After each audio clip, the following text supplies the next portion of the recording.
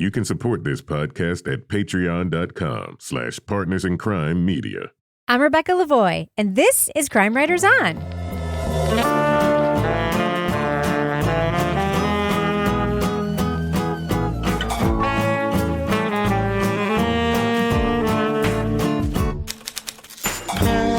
Crime Writers On is the original true crime review podcast that digs into true crime, pop culture, other podcasts.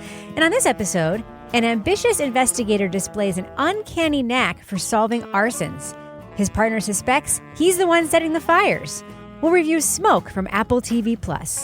Joining me to get that done and more is true crime author, TV journalist, and host of These Are Their Stories podcast, my husband, I love of my life, Kevin Flynn. Hello, Kevin. Hello, Rebecca. Also with us, private investigator, certified pet detective, resident cat lady, and author of The Final Curtain, Laura Bricker. Hi, Laura.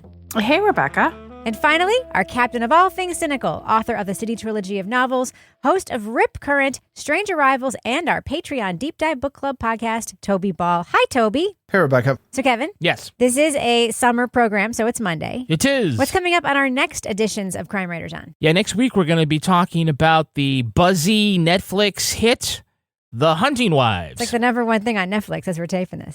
Yeah.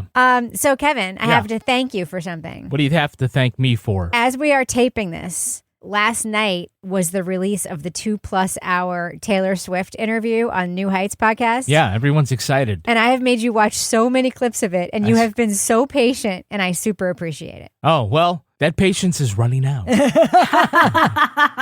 Well, it was good. I'm just saying. Jason Kelsey turns out to be a surprisingly good interviewer, and it was very illuminating. And if you are... Did he ask when the wedding's going to be? No, but there were a lot of non-Taylor Swift fans in the chat who were loving it. A lot of those Brads and Chads who were loving it. Even Gordon Ramsay popped into the chat. You know what the best part was? What? This is the only part I've seen, but it's when Travis Kelce admits that he just learned that the title of the book is Alice in Wonderland. That's from a different interview. Oh, it is? Yes. Oh, fuck.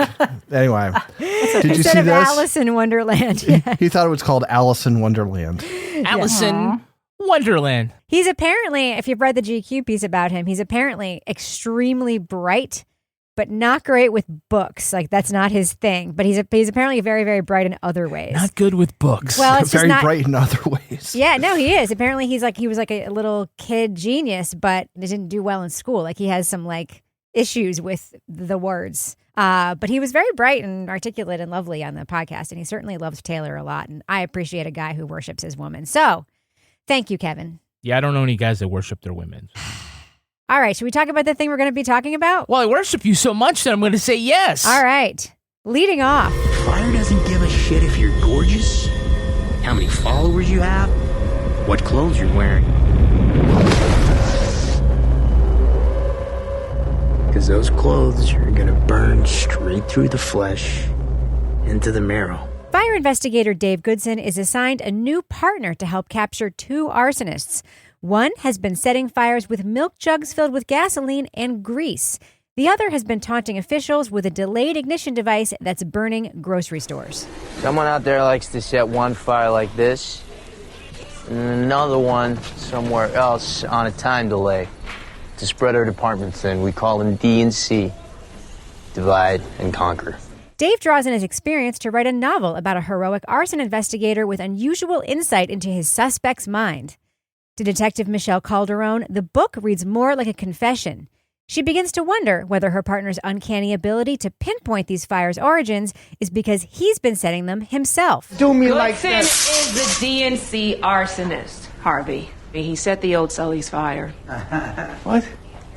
Come on, man. You've had to have had an inkling over the years. I mean, all the shit that hasn't been adding up. Taron Egerton and Jurnee Smollett star in the Apple TV Plus series Smoke, inspired by the podcast Firebug. The show also features Greg Kinnear, John Leguizamo, and Anna Chlumsky. As Dave closes in on the other arsonist he's hunting, Michelle secretly collects evidence to learn whether the smoke surrounding her partner will lead to actual fire. See what we did there, Kevin? Yeah. Spoiler alert. All right, yeah. See what you did there, Kevin, with the writing and me with the reading? Mm-hmm. Spoiler alert, we're going to be talking about plot points from the first 8 episodes of Smoke. So if you want to remain spoiler-free, go to the estimated time code in our show notes for our thumbs up or thumbs down reviews. So Laura, sometimes we'll watch a piece of media about making podcasts, And we know a lot about making podcasts, so we take issue with some of the gross misrepresentations of our industry, the technical aspects, etc.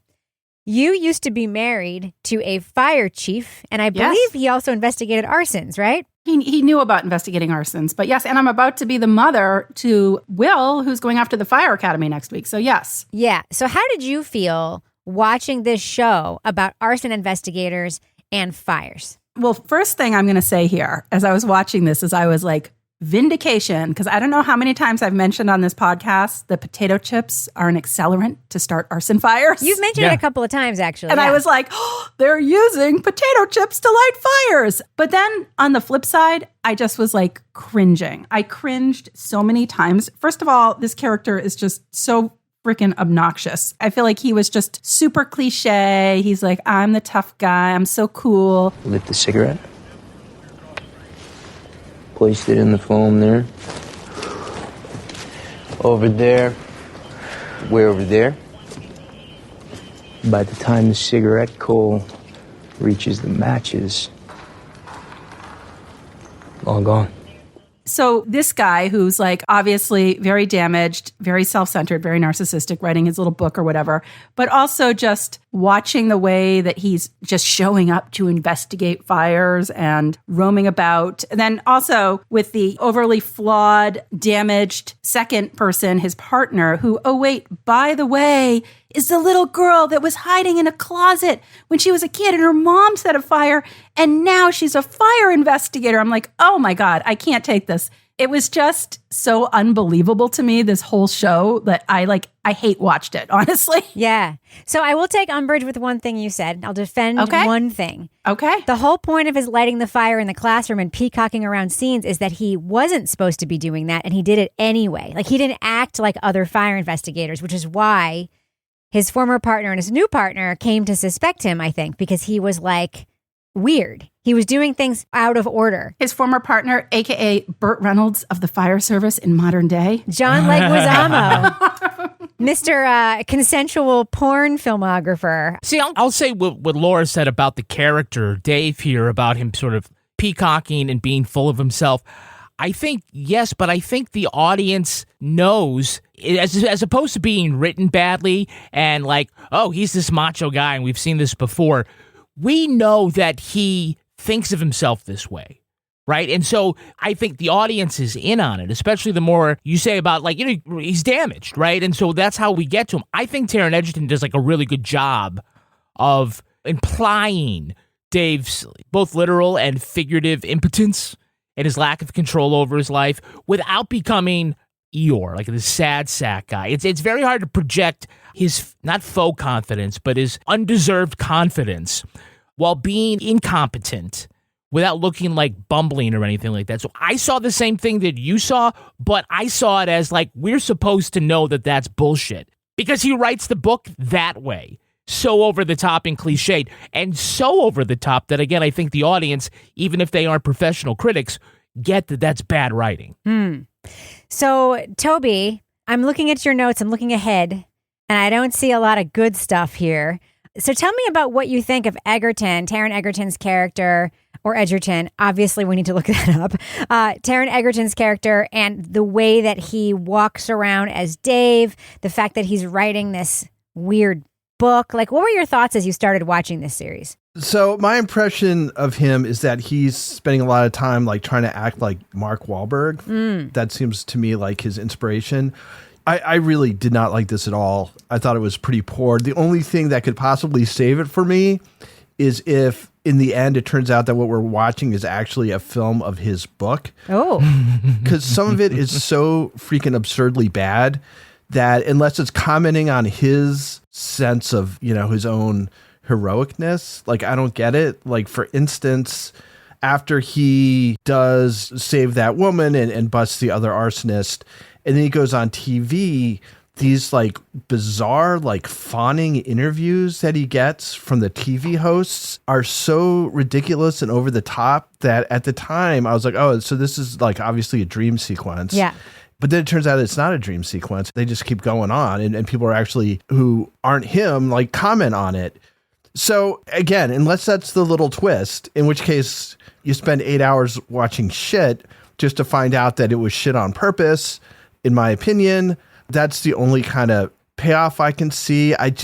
It felt very hackneyed to me. The fake tough guy banter that goes on incessantly in this show is so annoying. Cavalry's here. You're safe now. Chapter 6.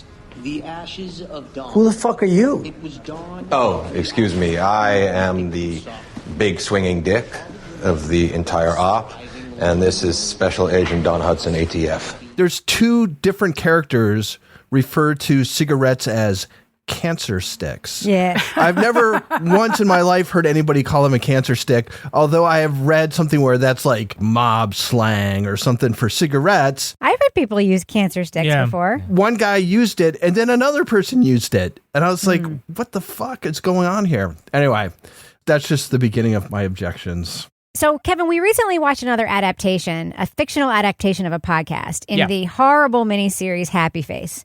Love you, Annalee Ashford. Hated that show so much. What do you think this does that's the same or different from that not good adaptation? You mean from the Firebug podcast, which is sort of the inspiration for it. Yeah, so instead of it, like Happy Face, instead of it being like a direct adaptation, it sort of uses the concept as a writing prompt. Takes a lot of the things but moves it on, right? So they only seems to like take the idea that it's an arson investigator setting his own fires and who's writing a book about an arson investigator and basically tells on himself, which is what happened in real life, and which was the basis of another movie that John Leguizamo was also in, I believe. What was that? I think it was on HBO, and I think it had Ray Liotta was the main character, who again, Ray Liotta worked with these guys in Blackbird too. So wait, do you think that Taron Egerton was kind of doing he kind of like seemed like he was doing a Ray Liotta impression in this thing? He really did. Yeah, it could be. I don't know. But like, I thought that what it did is, it took that idea and went someplace with it. And I think that it went grittier, right? It's adapted by Dennis Lehane, who did Gone Baby Gone and Mystic River. So it doesn't mind getting dark in places. For me, it all works, right? Yeah. And with Happy Face, I mean, it wasn't great source material to begin with. And they had a good concept and didn't use anything with it. They just kind of went off in a different direction. Yeah. They made up a whole bunch of other stuff.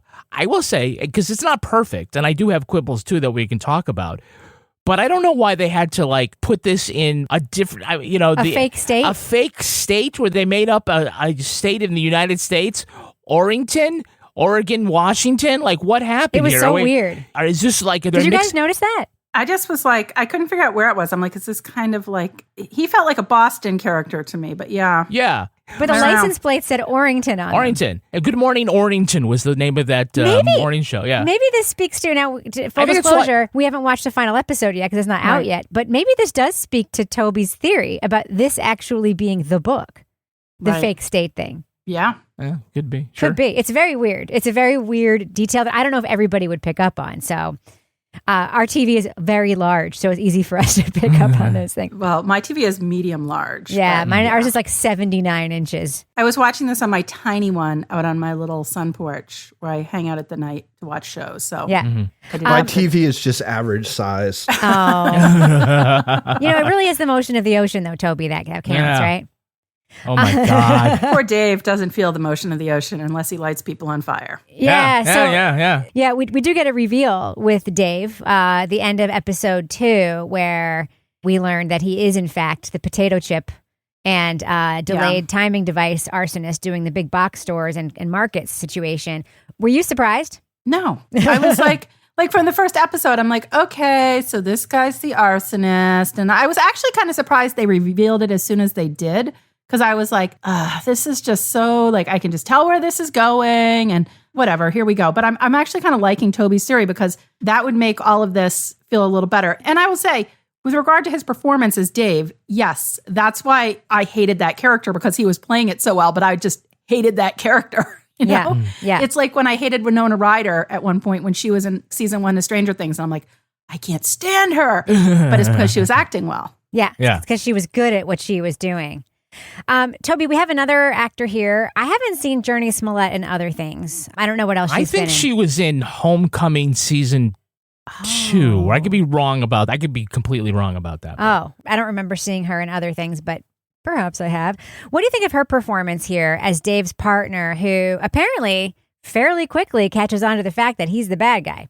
I think she's actually pretty good. I mean, I think she was the best part of this whole thing. Quite honestly, I kind of felt bad for her to be stuck in this. But yeah, I mean, she does a good job. The acting's good. She's also got kind of the physical presence to seem like a cop. I mean, again, she's kind of, and Laura kind of pointed to this, that she's got this kind of ham-fisted backstory that she has to pretend is like bugging her at different times. And it was just like, this just feels so unnecessary. Like, not everybody has to have like some traumatic background to explain why they're doing what they do. But if you can't say anything nice, don't say anything at all. This is the one nice thing I can say, but I will also say some not so bad stuff. I thought she was good too, and kudos to Kevin. He just looked it up. She was in Lovecraft Country, which we did watch some of. And True Blood. Oh, she was in True Blood? Yeah. Really? That's some role in We that. literally watched all of that. Yeah, my favorite scene in this whole thing, the one scene that I thought was like really well done, was when she's having breakfast with her sister-in-law, and they're sitting side by side at the counter, and there's like a whole exchange about the fact that she's eating the virtue signaling healthy breakfast, and then they just have a conversation, and the conversation is her trying to convince her sister-in-law to tell her brother to not advocate for her mother to get out of whatever institution she's in, prison or whatever. You're not better than me. Did I say I was? This egg white omelet, wheat toast, black coffee. Here she goes. I happen to like black coffee. Put the shit in it, tell me it doesn't taste better. Do it, taste it.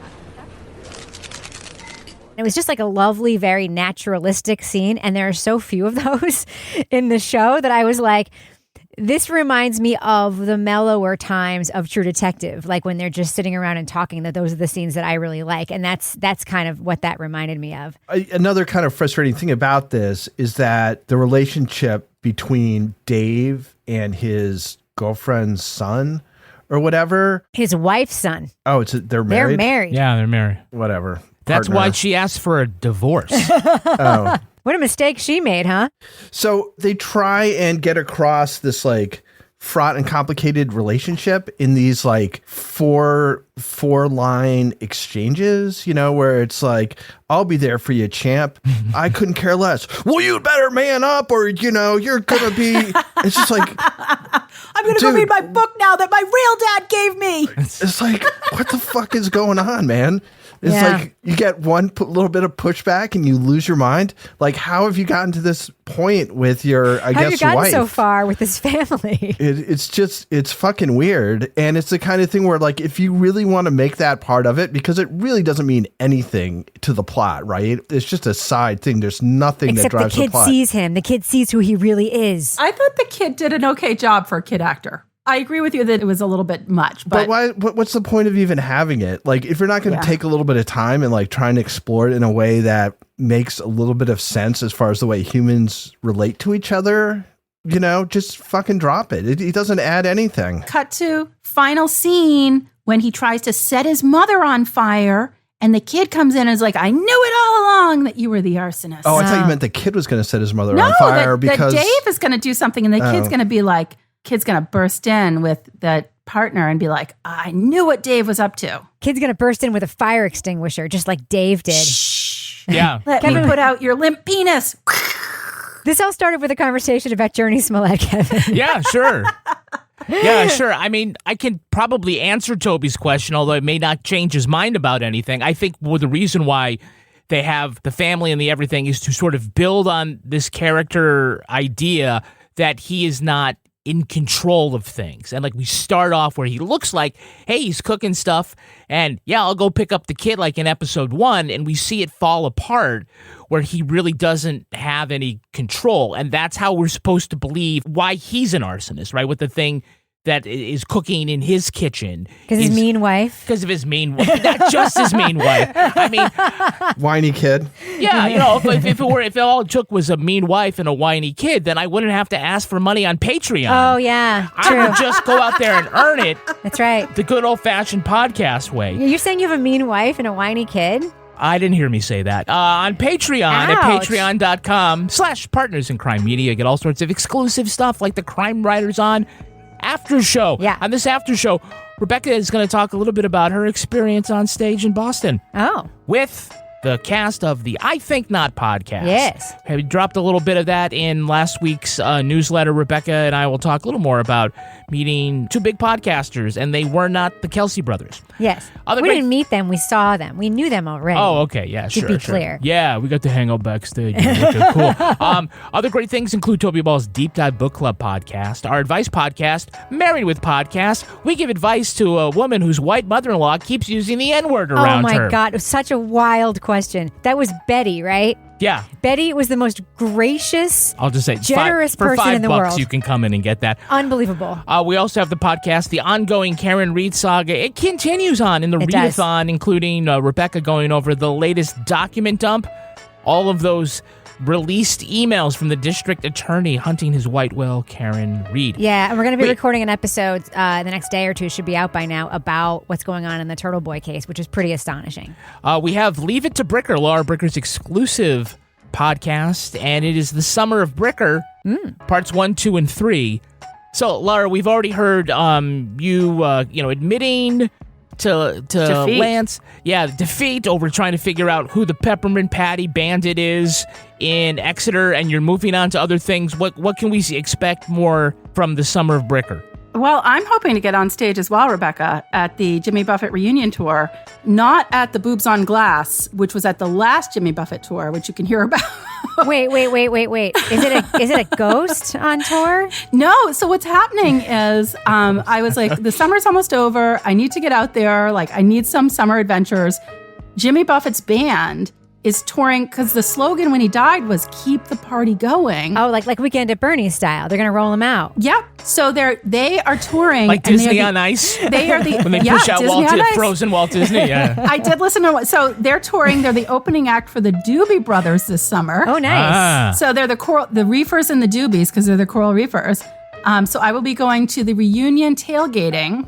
Lance is putting he says, tile tracker in my shoe because of the last concert that we all went to where I went on a white van with a stranger. So stay tuned for that. And then part 3 is going to be Key West days, and the Parrot Heads continue from that to Hampton Beach. Nice. Scene of much melee this summer. Oh, yeah. And I got invited to a secret party at Hampton Beach. So that nothing bad can possibly Bring your happen. knife. All this for $6. It's amazing. For $7, you can watch the Tile Tracker app and see where I go. Oh my goodness. Kevin, I have a question for you. I'm sorry to derail you. Yeah, sure. But who is still in the Doobie Brothers? Do you have any idea? Michael McDonald just wrote a new song. Is he in the show? Yes. Oh, shit. I've been listening. Rebecca, I will give you $50 if, besides Michael McDonald, you can't can name name one another person Doobie. who was ever in the Doobie Brothers. John Doobie. Yeah, okay. Moving on. That's all great stuff, but if you also join us at the Deep Diver level, you'll get all those podcasts, and you'll be able to join Toby Ball as he records the Deep Dive Book Club. The last time Toby talked about the book, Some People Need Killing.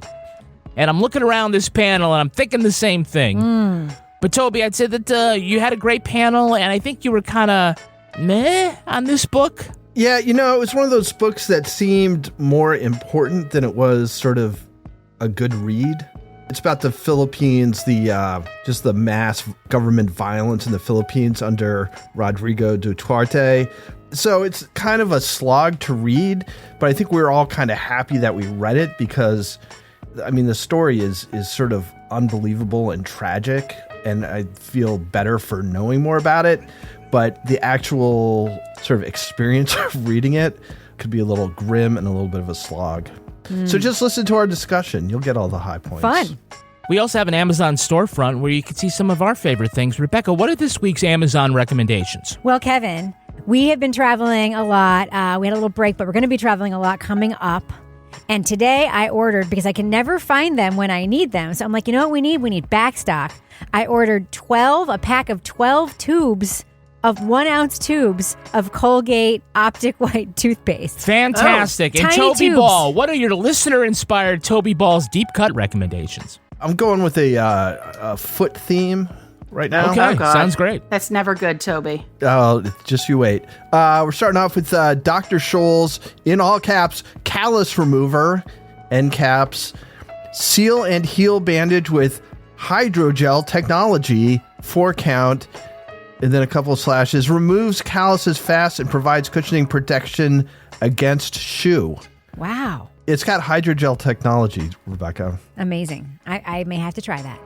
We'll give it a shot. And then we've also got Topo Athletic Men's Trail Venture 2 WP Comfortable Waterproof 6mm drop trail running boots, athletic shoes for trail running, chocolate orange, size 11. Chocolate orange. Like that Christmas thing? I've had Lindt chocolate orange. It's pretty tasty. Yeah. Oh, my goodness. You could just shop us first at amazon.com/shop/CrimeWritersOn. We earn commissions on qualified purchases. All right, Kevin, before we end the business section, I have a question for you. Yes. Do we have any Patreon patron saints of the week this week? Patreon patron saints are Ray Whitaker and Emily Evans. Bless you. Ray and Emily, bless you indeed. Thank you so much for supporting our work. We can't do what we do without our patrons because, we make this podcast basically available for free and we need to support it somehow. So Patreon really helps us do that and we really appreciate your support. All right, Kevin, does thus end the business section? Thus ends the business section. Laura Bricker. Yes. Is Freddy not like the saddest character to ever walk around on your television? Yes or no? So the character of Freddy was, I think, one of the most depressing things I've seen on the screen in recent times. He is the older gentleman who works at like the Coop's Chicken Shack place. And in the beginning, I didn't know what was going on because he would just like kind of have this like super vacant expression. And you'd be like, oh God, he's going to say one word. And then he'd be like, and you'd be like, okay, maybe he had a stroke. I don't know. It's like watching like a slice of hell, his daily life as he's just like cooking the chicken. And he has this one little friend out there who at first you're like, this guy's a jackass. And then you're like, I think this guy actually feels bad for him, but he just doesn't know how to express it. Who's like this little kind of like punk kid who also works in the kitchen. But then you find out that he is actually one of the arsonists. And anytime somebody is happy or whatever, and he's not, he goes and fills up his little milk jugs with gasoline and then sits there and watches the fires, and then he's happy for like 5 minutes or something. Push him in the hot grease, run him over, Just go to his house. Sure. Burn it while he sleeps. Hardcore. 24, rain and Paul's Lane. What's that, man? Where he lives. With his mother and sister. I just found that character, like, it was almost too much. I get having like a reclusive, maybe somewhat limited person that's setting arson fires, but compared to Dave's character, who's like the savvy arsonist, who's like doing all this stuff to avoid detection and knows how to set the fires. And then you have the most depressing arsonist you've ever seen, who at one point I'm rooting for him. He goes to get his haircut from the lady who keeps coming in to the chicken shack because he wants to be the manager. Did anybody else that interview scene? Oh, that was an impossible to watch scene. I just fast forwarded it. It was so hard to watch. I went to the bathroom during that scene. Let Kevin continue watching it. He doesn't get the manager job. I was like, I think what was hard about it was like, it was such a contrast from the other arsonist. And it was like so depressing that it was just hard to watch. You know what I mean? Yeah. It was hard for me to watch also because he was black. Yes. They made the black guy yes. Yeah. And they made him like so impoverished and so strange and so violent. Like his fires were consistently killing people. Toby, what did you think about not the actor, who I think is fantastic, but the character of Freddy? Yeah, so he managed to keep it kind of interesting, despite the fact that he barely says a word and essentially just seems to be a guy who just has no luck but bad luck and also sets fires. And then there's a scene, or maybe there's two scenes, where sort of out of nowhere, he just has these like insights there's no possible way he could have. Like what? You want to give an example? Well, I mean, there's one where he's talking to Dave, and it's clear that he like knows that Dave is an arsonist. Right. So Dave is kind of saying this stuff, and his responses are like somewhat obliquely, but you know what he's talking about, are like sort of implying that he knows that Dave is an arsonist and that Dave is lying when he's saying these different things. Well, he says like, who took your soul? And what's your excuse? Well, I don't commit arson. I don't kill people. Oh, you are like whitewashed tombs. Beautiful on the outside, but on the inside, full of the bones of the dead. So, Kevin, the actor is Nutare Guma Buaho Muine. Yeah. And he's been in a lot of things, right? Yes, he's great. I thought he was mesmerizing. He really portrays this character as cognitively diminished, but also slightly dangerous. But you're right. It was kind of a very sad character. You could see him getting set up to get knocked down again by life because he's just not. There's just no fucking way anyone should be suggesting to him that he could be the manager of this chicken place, right? You know, but you see this actor in like some other roles. Like I immediately went to his IMDb and like the video they have of him is like, he's like some guy in a tuxedo on a private jet. I'm like, oh, this guy's got range because that's very different from that. But I thought he was mesmerizing on the screen. Yeah. All right. So, Laura, you pointed out a great inconsistency in your notes, which I also was very bothered by, which is the fact that they let John Leguizamo, the disgraced cop, all of a sudden work with the task force of cops. Yeah. What was that about? Riding around in cars with him, etc. But one of the things that they were all able to do was listen to the book together. Oh, God. Yeah. So they let this guy back in after they're like, we can't talk about him. There's a gag order. And then they're like, oh, but now we think that Dave's the arsonist. So come back in, new age Burt Reynolds.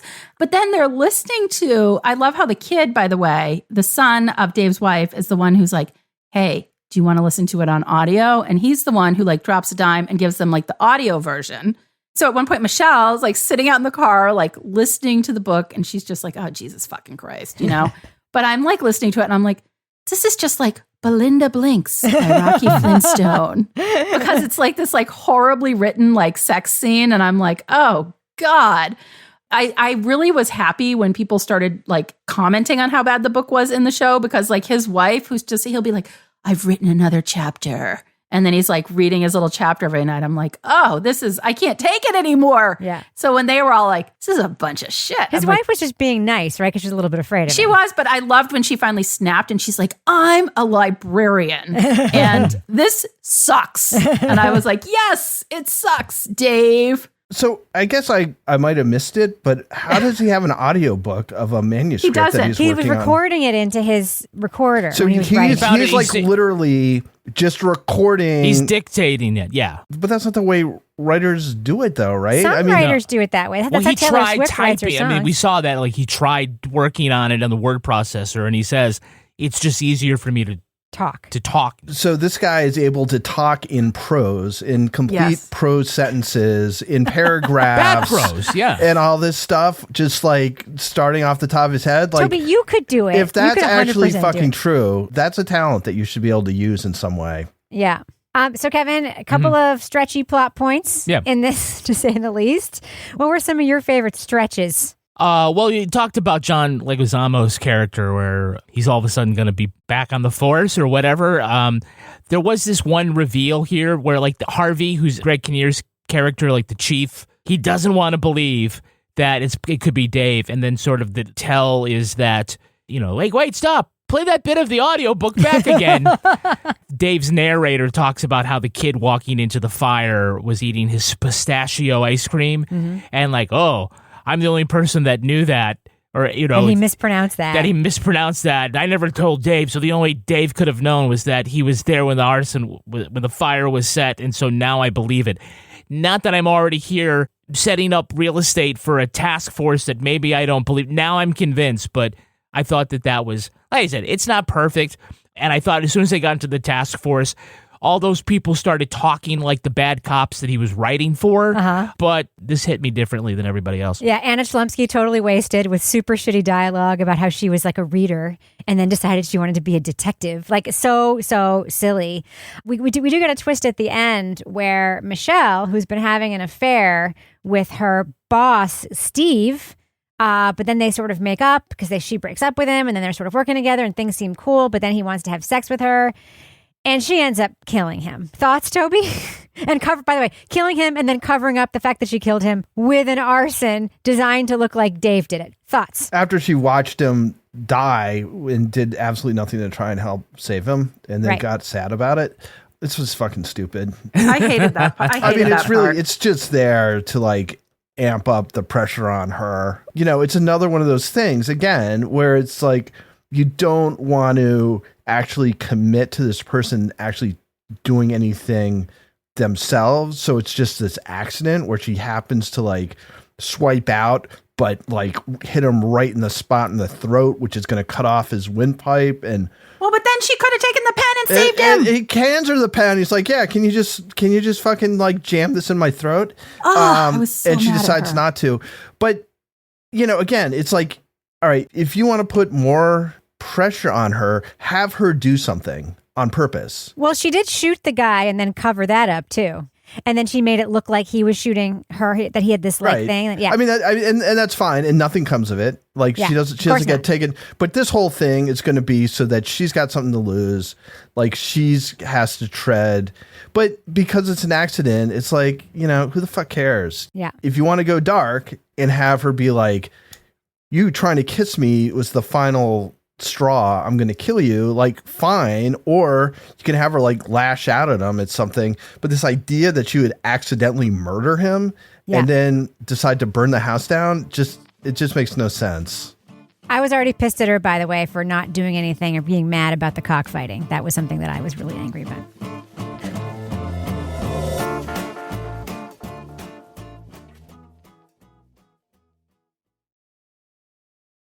All right, let's do what we do. Let's let our listeners know, should they check out the series Smoke on Apple TV+. Laura Bricker, thumbs up or thumbs down for Smoke? Hold on, let me get my pen because I'm not certain where you're going. All right. Okay, go ahead. It was a big surprise. I loved the show. No, I'm just kidding. I hated the show. But it actually was kind of like, I watched it the more I got going. And so then I'm like, okay, I'm clearly going to have to watch the last episode to see what happens. And I think the reason I hate watched it is because it just felt to me like so much of this was a cliche of not only fire and arson investigators and police officers, but they all have like damaged backgrounds and baggage that they're bringing to things. And some of the characters to me just felt like total cliches of characters that would be in those roles. And I didn't love the writing. And maybe this will go to the theory that was put forward in the podcast that I'm not going to give away. Maybe that's going to make sense at the end as to why I didn't like the writing. I just felt like I was watching it. I'm like, this is just irritating. This is something that I could see plot points coming like a mile away. And there was like a few characters that I wanted to root for. And then they would just immediately I'd be like, I don't want to root for them anymore. So I was frustrated by this show. You know, also I'm a little like emotional. I'm a mom of a son who's 19 years old and going off to become a firefighter. And I'm like, I don't like the way that this fire service is being portrayed here either. So this is a thumbs down from me. Toby Ball, thumbs up or thumbs down for Smoke? Yeah, I hate watch this too. And the reason why I stuck with it is because I knew I was going to have to talk about it on this. And, and that was why I continued with it. You know, the word that springs to mind is hackneyed. I just kind of felt like this was putting together a whole bunch of things that I'd read or seen before in ways that weren't very interesting or creative. I thought the dialogue was crappy. I thought in almost all respects, there's a couple of exceptions, that the relationships between people were pretty crudely drawn or just not very realistic. You know, it just kind of felt like reading a shitty book by an author who just doesn't write dialogue or plot very well. So yeah, I really didn't like this. I'm a big thumbs down. Kevin Flynn. Yeah, I'm thumbs up. I guess I understand now why listeners get like really mad at us when we don't like the thing that they like. I thought this was really good, actually. I thought we had a podcast that, you know, is based on a real life story, and so they took the prompt and decided if you're going to dramatize it, then dramatize it. And it took some like really, to me, you know, there's some really good performances here. I know that you have like variations on the theme of certain characters, but they do sort of different things with them. Everybody here is a character that does not have control of their life. And they telegraph that in, I thought, subtle but effective ways to the audience. I thought towards the end, as we got closer to the climax, there were no wasted scenes. Important things happened in every scene. That made it propulsive. I thought it was very compelling and entertaining. It was certainly better than Long Bright River or Happy Face or some of these other adaptations here. And maybe I'm in the minority. I guess I'm definitely in the minority, but I liked Smoke. Now we know why he's been so cranky this whole episode. Yeah, I'm a thumbs down too. I didn't like it. It was really frenetic and like wild things would happen kind of out of nowhere, and then really dumb things would happen, such as someone driving along miles and miles and miles of roads looking for a nickel and finding it. I forgot about that part. We had Greg Kinnear, an actor I super like, wearing one of the worst wigs I've seen on TV this year, and a lot of weird, unnecessary, toxic masculinity. Like, if I were a man, I'm gonna be honest, I don't say that men have it rough or whatever, because you guys don't. But if I were a man, I'd be super pissed about how men are portrayed in this show. Name a good man in this show. There is not one. They're all horrible. 2 of them break out into a bar fight for no fucking reason. There's, sexual sadism. There's all sorts of violence. There's all sorts of weird stuff. Yeah, I didn't like it. So, and also there's some weird fire scenes that I also did not enjoy. So yeah, it's a thumbs down for me for Smoke. Now it's time for my favorite part of the podcast, a little something I like to call the Crime of the Week. Small batch ice cream maker Oddfellows has come out with a new flavor, breast milk. The company says it tastes... What kind of milk? Breast milk. The company says it tastes sweet, a little salty, smooth, with hints of honey and sprinkles of colostrum. No, it's not made from real breast milk. It's got most of the usual cream ingredients, like cream and sugar, but also things that mimic that flavor you haven't tasted since you were a baby. It doesn't come in jugs, only pints, and you can put it in any size cup you want. Get it? Cup. Jugs. The sales team at Oddfellows are no boobs. They're selling the limited batch for $12.99, but you have to buy 2. Just be sure to alternate because you don't want them to get lopsided. So, panel, we hear a rumor that Ben & Jerry's is going to come out with their own breast milk flavor ice cream. What will they call it? Laura Bricker. Okay, this is a little aside, but all I can think of when I hear something like this. So when Will was born, I was like a cow, and I ended up in some study at UNH because I had so much breast milk. And in hindsight, I could have been a millionaire if this freaking ice cream had been out. So Mouthful of Mom could have been my brand. Very good. That's super. What do you think, Toby? What do you think Ben & Jerry's going to call their breast milk flavored ice cream? I was thinking Meconium Heath Bar Crunch. Oh, that's not bad. It's not what meconium is, but still. Kevin Flynn. I thought it was little baby shits. It is, yes. Okay. Yes, but that's not breast milk. No, it's still good. It's well, still I thought good, it was something different. I didn't know I had to do a breast milk one. That's okay. No, it's good. So, Kevin, we hear a rumor that Ben & Jerry's is going to come out with their own breast milk flavor ice cream. What do they call it? Fudge nipple. Oh, I was thinking Dolce de Mama is what they would call it. Dolce de Mama. All right, that's going to do it. But before we go, Laura Bricker, do we have a cat of the week this week? Okay, so our first cat of the week this week comes to us from Lauren Mahoney in our Facebook discussion group. And this is a cat situation I have been following now for over a month and a half. Down in Somerville, Mass, fierce competition in Somerville's cat mayoral race now includes more candidates. They have extended the voting time for the cat mayor of the Somerville bike path until September 5th. So the clause, according to NBC 10 Boston, who first reported this, it has gone viral. They have 10 million views on social media. They have more than 1 million likes. There are now 50 cats in the race since this first story came out. Now, there was just 2 cats in the beginning, Orange Cat and Barry. Barry was the incumbent cat because Barry was more frequently out on the bike path. Barry's kind of like a tuxedo cat, black and white. Orange Cat, that gets my vote because we know I like orange cats. On Tuesday, Orange Cat was spotted on the bike path with his owner, who also was handing out stickers on the bike path. Now, others in the race include Timber, which looks like a bird. Mrs. Potato looks like a hamster. Large Snake. We all need to keep tabs on this. I might have to go down for the voting. I'm not sure, but the Somerville Bike Path Cat race is my favorite thing of the summer. Don't vote illegally, Laura Bricker. If folks want to reach out to you and submit any kind of animal or animal story to be Cat of the Week, how can they find you online? You can find me at Laura Bricker on Blue Sky and Instagram. And apparently there is a QR code on the Somerville Bike Path that you can scan if you go there and vote. So Let's go vote for Orange Cat. Toby Ball, if someone wants to reach out to you, how can they find you online? Yeah, you can find me at TobyBallNH on Blue Sky and at TobyBall603 on Instagram. Kevin, how can you be found? I'm at Kevin P. Flynn. You can follow me everywhere at Reb Lavoie, and you can follow the show everywhere, including TikTok at Crime Writers On. Mostly, though, you should join our Facebook group. It's awesome. Get episodes early and ad-free at patreon.com/Partners in Crime Media. You get all the stuff we make back there. There's a lot, like 800 episodes of content. Our theme song was composed and performed by Ty Gibbons, and our editor is the terrific Livy Burdett. The EP of this show is Kevin. This show was recorded in Studio C, the closet in our New Hampshire basement, where we also write mediocre books about macho investigators who get the girl and solve the crime. On behalf of all the crime writers, thanks so much for listening. We will catch you later. Thumbs down for me for smoke. I do love you, though, Kevin. All right, now it's... I don't care. I still like the show. Kevin likes smoke. Kevin's going to go get a nickel and start some smoke. Get one of those cancer sticks.